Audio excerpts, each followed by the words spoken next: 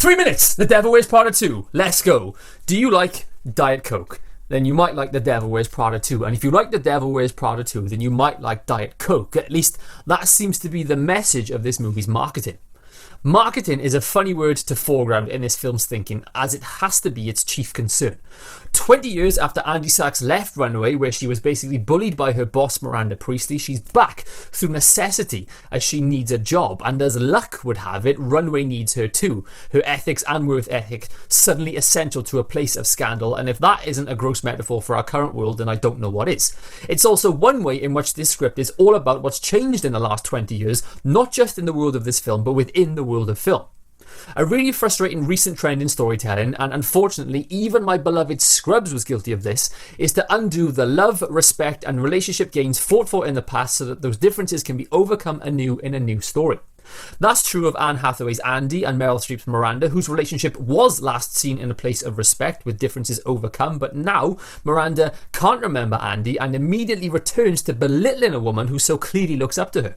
Her scathing remarks have moved from her looks and skills as an assistant to her suitability as a modern journalist, but this is just another way in which the world inside and around The Devil Wears Prada demands change. Yet there's still a lot to be enjoyed from everyone. It might be complicated to now enjoy Miranda's one-liners, which are sometimes re-examined under a modern microscope, but she and they are still written well.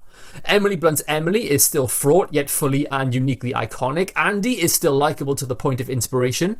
And glowing brightest of all is Stanley Tucci's Nigel, who plays both sides, not with hypocrisy, but with heart and charm and style.